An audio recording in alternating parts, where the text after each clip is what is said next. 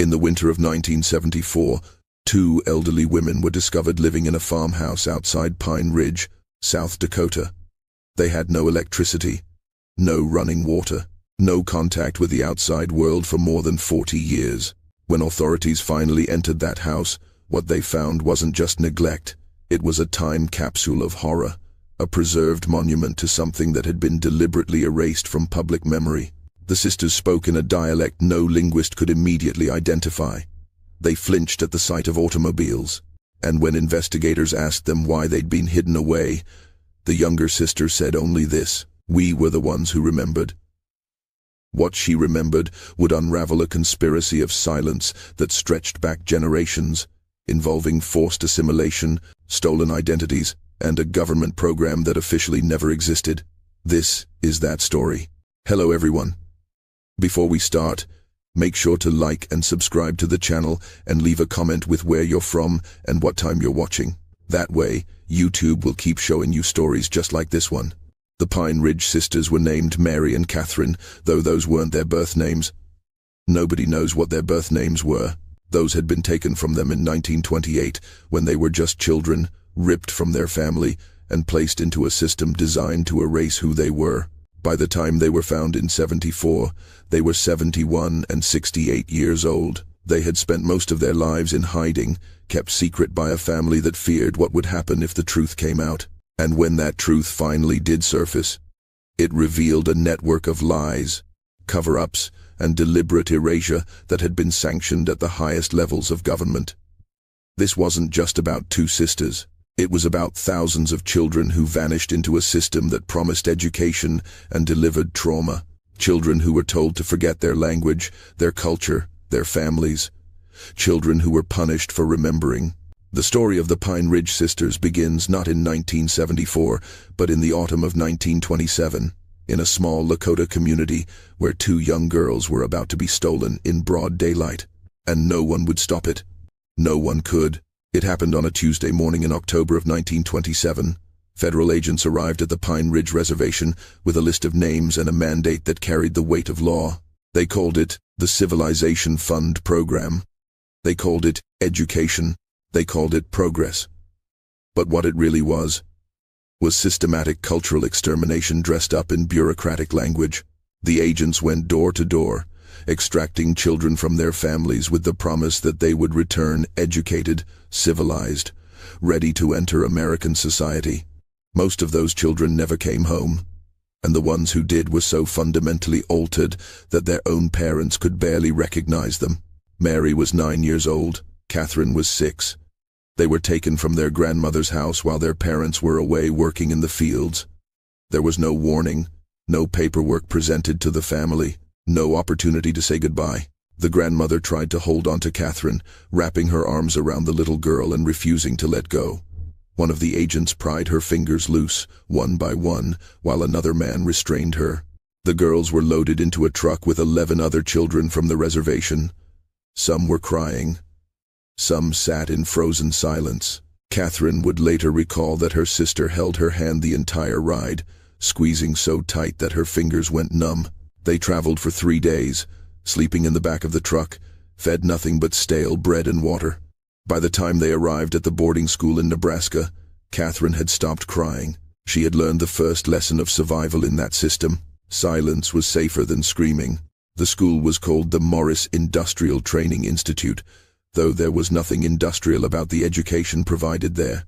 It was a conversion facility, a place where indigenous children were stripped of everything that connected them to their heritage and remade into what the administration called civilized Americans. The moment Mary and Catherine stepped through those doors, their hair was cut. Their clothes were burned. They were scrubbed with lye soap until their skin was raw, the matrons telling them they needed to wash the Indian off. They were given new names. Mary became Margaret. Catherine became Caroline. They were told that speaking their native language would result in punishment, and the punishments were severe. Children who spoke Lakota had their mouths washed out with soap. They were beaten with leather straps. They were locked in dark closets for hours, sometimes days. Mary witnessed a boy no older than 7 dragged into the basement for singing a song his mother had taught him. He came back different, hollow, She learned quickly that survival meant forgetting. It meant swallowing every memory of home and pretending it had never existed. But some things couldn't be forgotten. And Catherine, the younger sister, refused to let them go. The Morris Industrial Training Institute operated under a simple philosophy, articulated by its founder in 1902. Kill the Indian. Save the man. It wasn't a metaphor. It was a literal blueprint for cultural genocide, funded by the federal government and endorsed by churches, civic organizations, and philanthropists who genuinely believed they were saving savage children from lives of ignorance. The curriculum was designed not to educate, but to erase. The children learned to read, but only from books that depicted their own people as bloodthirsty villains. They learned American history, but from a version that erased their ancestors entirely, or painted them as obstacles to progress. They were taught trades, carpentry for boys, domestic service for girls, but always with the understanding that they would occupy the lowest rungs of society. They were being trained to serve, not to lead, to assimilate, not to thrive. Mary and Catherine spent 6 years in that institution. 6 years of being told that everything their family had taught them was wrong, primitive, shameful. 6 years of watching children disappear in the middle of the night, some sent to other facilities, others simply gone with no explanation provided. The school kept meticulous records of admissions, but curiously, incomplete records of deaths. When parents wrote, asking about their children, the letters often went unanswered. When families traveled to the school demanding to see their sons and daughters, they were turned away at the gates. The children inside were told their families had abandoned them, that no one was coming, that this was their home now. Catherine got sick in the winter of 1932. Pneumonia swept through the dormitories, and the school's response was to isolate the infected children in an unheated building behind the main facility. No doctor was called. No medicine was provided. The staff believed that illness was a moral failing, a sign of weakness that needed to be overcome through discipline and prayer. Catherine's fever reached dangerous levels. She hallucinated, crying out for her grandmother in Lakota, breaking the one rule that could never be broken. Mary snuck out of her own dormitory in the middle of the night, risking severe punishment, and found her sister delirious and alone in a room with 4 other dying children. She held Catherine until the fever broke. She sang to her in the language they'd been forbidden to speak. And in that moment, Mary made a decision. They were going to survive this, and they were going to remember. When Catherine recovered, something had shifted between the sisters. They began speaking to each other in whispers, only in Lakota, only when they were certain no one could hear. They created a private language within a language, encoding their memories into stories they told each other at night. They became each other's archive, each other's proof that they had existed before this place, that they had belonged to something beautiful before it was taken away. But the school was watching. It always was. In the spring of 1933, the sisters were separated. The headmaster had noticed them whispering together, had seen the way they looked at each other with an understanding that transcended the broken English they were forced to speak. He determined that their bond was preventing their full assimilation. Mary, now 15, was sent to a domestic training annex 200 miles away, where she would be prepared for placement as a servant in a white household. Catherine, just 12, was to remain at Morris. The separation was meant to be permanent. It lasted 3 weeks. Mary escaped on a moonless night in April, stealing clothes from the laundry, taking bread and apples from the kitchen, and walking away from the annex with nothing but the memory of where her sister was being held. She traveled at night, hid during the day, and survived on what she could forage or steal. It took her 11 days to reach the Morris school. She didn't have a plan for getting Catherine out. She just knew she had to try. What happened next was never fully documented, but the official records show that on April 23, 1933, 2 students went missing from Morris Industrial Training Institute. An investigation was opened. Search parties were organized, and then, abruptly, the case was closed. The girls were listed as runaways, their files stamped with a single word, absconded. But they hadn't run far. They had gone home, or rather, to what was left of it. When Mary and Catherine finally made it back to Pine Ridge after weeks of walking, hiding in barns, begging for rides from sympathetic strangers, they discovered that their family had been told they were dead. The school had sent a letter 2 years earlier informing their parents that both girls had succumbed to influenza and had been buried in the school cemetery. There had been no bodies returned, no confirmation, just a letter and a bill for their care up until their supposed deaths. Their father had died shortly after receiving that news, his heart giving out from grief. Their mother had remarried and moved away, unable to bear living in the place that reminded her of her lost children. The only person still there was their grandmother, now ancient and nearly blind, living in a small house at the edge of the reservation. She recognized them by touch, running her weathered hands over their faces and weeping. She told them they couldn't stay, that if the government knew they were alive, they would be taken again. Worse, they might be imprisoned for escaping federal custody. The grandmother had a brother who lived off-reservation, a man who had married a white woman and owned a farm in an isolated area where few questions were asked. She sent the sisters to him with a warning: "You must disappear completely. You must become ghosts." And that's exactly what they did. For the next 41 years, Mary and Catherine lived in hiding on that farm, cut off from the world, existing in a state of deliberate invisibility. Their uncle told neighbors they were distant relatives who were simple-minded and couldn't be around strangers. The sisters never went into town, never appeared in public. They worked the farm, tended the animals, and lived as though the modern world didn't exist, because for them, it couldn't. The farm where Mary and Catherine disappeared into obscurity was a 40-acre plot of land that seemed to exist outside of time. No telephone lines reached it, no postal service. The nearest neighbor was 3 miles away, separated by dense woods and a creek that flooded every spring.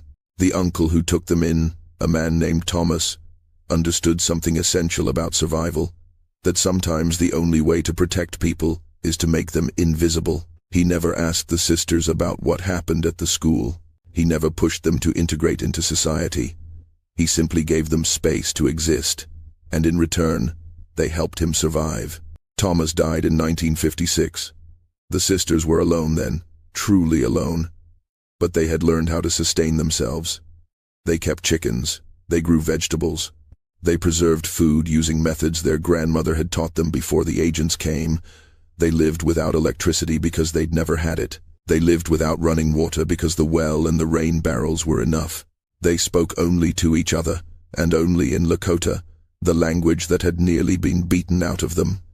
Every word they spoke was an act of resistance. Every story they told each other was a refusal to let the erasure be complete. They were living memory, breathing archives of a world that the government had tried to destroy. But here's what makes their story even more disturbing. They weren't the only ones.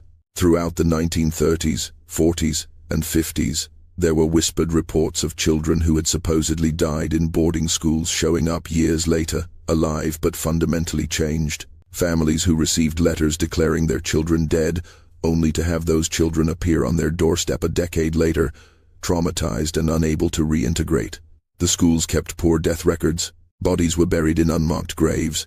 Parents who demanded proof were told that the remains had been cremated, even though cremation was against the cultural practices of most tribes. The system was designed to make children disappear, and when they resisted, when they ran, the easiest solution was to simply declare them dead and close the file. Mary and Catherine knew this. They knew that if they revealed themselves, if they tried to reclaim their legal identities, they would have to explain why they were alive when official records said they were dead. They would have to confront a system that had already erased them once and would have no problem doing it again. So they stayed hidden. They became rumors. Local children sometimes claimed to see 2 strange women in old-fashioned clothes wandering the woods near the abandoned farm. Hunters occasionally reported smoke coming from the chimney of a house that was supposed to be empty, but no one investigated. No one cared enough to look closely. If you're still watching, you're already braver than most. Tell us in the comments what would you have done if this was your bloodline. The sisters lived this way until 1974. Mary was 71. Catherine was 68. They had survived by erasing themselves from history. But history was about to find them anyway. In January of 1974, A land surveyor named Robert Hutchins was mapping property lines for a development company that had purchased several hundred acres of unused land outside Pine Ridge. The area was being evaluated for potential commercial use, and Hutchins was tasked with documenting every structure on the property. Most of what he found was abandoned, collapsing barns, empty grain silos, foundations where houses had once stood. But when he reached the far northwest corner of the tract, he found something that shouldn't have been there. Smoke rising from a chimney, fresh footprints in the snow, a house that, according to every record he'd been given, had been vacant since 1956. Hutchins approached cautiously. He knocked on the door. No answer. He knocked again, louder this time, and heard movement inside, shuffling footsteps, whispered voices, then silence. He called out, identifying himself, explaining that he was just doing a survey, that he meant no harm. The door opened just a crack, and an elderly woman peered out at him with eyes that held more fear than he'd ever seen in another human being. She said nothing, just stared at him as though he were a ghost, or perhaps as though she were the ghost, and he'd just proven that she could still be seen. Hutchins didn't know what to do. He asked if she was all right, if she needed help. The woman shook her head slowly, then began to close the door. That's when he saw the second woman, younger but still elderly, standing in the shadows behind the first. She was holding something he couldn't tell what, and her expression was one of absolute terror. Hutchins left, but the image stayed with him. That night, he called the county sheriff's office and reported what he'd seen. 2 elderly women living in conditions that appeared to be decades out of date, possibly in distress, possibly unable to care for themselves. The authorities arrived 3 days later. What they found inside that house became the subject of a sealed report that wouldn't be declassified until 2003. The interior was preserved like a museum exhibit from the 1930s. Kerosene lamps, a wood-burning stove, furniture that had been meticulously maintained but was clearly ancient. No modern conveniences of any kind. The sisters had been living exactly as they had when Thomas took them in 41 years earlier. They wore dresses made from flour sacks. They had no identification, no birth certificates, no social security numbers. When the social workers tried to communicate with them, the sisters responded in a language the workers didn't recognize at first. It took 3 hours and a call to a linguistics professor at the state university to identify it as Lakota, spoken in a dialect that hadn't been commonly used since the early 20th century. The sisters were terrified. They believed they were being taken back to the school. They believed they were going to be punished for escaping, for surviving, for refusing to forget. Catherine collapsed and had to be revived. Mary kept repeating the same phrase over and over, and when a translator was finally brought in, they learned what she was saying. We are the ones who remembered. Please don't make us forget again. The authorities didn't know what to do with them. There were no records of Mary and Catherine ever existing as adults. Their childhood records listed them as deceased. Legally, they were ghosts. The discovery of the Pine Ridge sisters created a problem that no one in the state or federal government wanted to acknowledge. Here were 2 women who had been declared dead by a federally funded institution, who had spent 4 decades hiding from a system that had brutalized them as children, and whose very existence proved that the official records were fraudulent. If Mary and Catherine's deaths had been fabricated, how many others had been? How many children had been buried in unmarked graves with no proper documentation? How many families had been told their children were dead when they were actually alive, lost in the system, or escaped and too terrified to come home? The investigation that followed was quiet, deliberate, and heavily controlled. A small team of federal investigators was assigned to interview the sisters, to verify their identities, and to determine what had actually happened at the Morris Industrial Training Institute. What they uncovered was a pattern of systematic abuse, neglect, and record falsification that spanned decades. The school had reported dozens of deaths from disease, but had never provided bodies for burial. Parents who requested their children's remains were told that health regulations required immediate burial on school grounds. The cemetery at Morris contained more than 200 graves, most of them marked only with numbers. When investigators began the process of exhumation in 1976, they discovered that many of the graves were empty. Others contained remains that didn't match the ages or genders listed in the death records.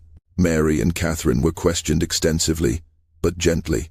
The investigators who spoke with them were horrified by what they heard. Stories of children beaten until they couldn't stand, of girls as young as 8 being farmed out to white families as unpaid domestic servants and never seen again, of boys who resisted assimilation being sent to psychiatric facilities where they were subjected to experimental treatments. The sisters described a system that wasn't designed to educate indigenous children, but to destroy them culturally and, in many cases, physically. And they described how they'd survived by creating a secret archive of memory between them, preserving their language, their stories, their identity in whispered conversations that spanned 4 decades. The final report on the Morris Industrial Training Institute was completed in 1978. It confirmed widespread abuse, fraudulent record-keeping, and gross negligence, resulting in the deaths of an unknown number of children. The school had closed in 1962, its records scattered or destroyed. Most of the administrators were dead. There was no one left to prosecute, no one left to hold accountable. The report recommended reparations for survivors and families, recommended a formal investigation into other boarding schools operating under the same system, and recommended a public acknowledgement of what had been done. None of those recommendations were implemented. The report was classified, filed away, and forgotten. Until it was declassified 25 years later, almost no one knew it existed. Mary and Catherine were granted legal identities in 1975. They were given social security numbers, birth certificates that listed their approximate ages, and a modest settlement from the government $5,000 each, which worked out to roughly $122 for every year they'd spent in hiding. They were offered placement in a care facility for elderly indigenous people, but they refused. They wanted to go back to the farm, back to the only place they'd felt safe in nearly 50 years. The state allowed it, assigning a social worker to check on them monthly. The sisters lived there together for another 8 years. Catherine died in 1983, at the age of 77. Mary followed 6 months later, at 80. They were buried together on the farm, under a headstone that bears both their Christian names and, finally, their original Lakota names, the names that had been taken from them when they were children. The story of the Pine Ridge sisters is not an anomaly, it's a pattern. Between 1879 and 1973, more than 150,000 indigenous children were forcibly removed from their families and placed in boarding schools across the United States and Canada. Thousands died, thousands more disappeared into the system, their fates unknown. The schools were designed to eliminate indigenous cultures, languages, and identities, to replace them with a version of civilization that required the complete destruction of everything that came before. Mary and Catherine survived by refusing to forget, by holding on to their language, their stories, their sense of who they were before the agents came. They survived by becoming invisible. And when they were finally found, what they revealed wasn't just their own story. It was the story of a systematic attempt to erase entire peoples from history, an attempt that nearly succeeded. The last boarding school didn't close until 1973. Just 1 year before the sisters were discovered. The children who attended those schools, the ones who survived, are still alive today, and many of them are still carrying secrets that have been hidden for generations, still carrying trauma that was never acknowledged, never treated, never even named. The Pine Ridge sisters were found in 1974, but the truth they revealed is still being uncovered, still being reckoned with, still demanding that we look at what was done, what was hidden, and what we've chosen not to see. Their story ends here, but the story they were part of is far from over.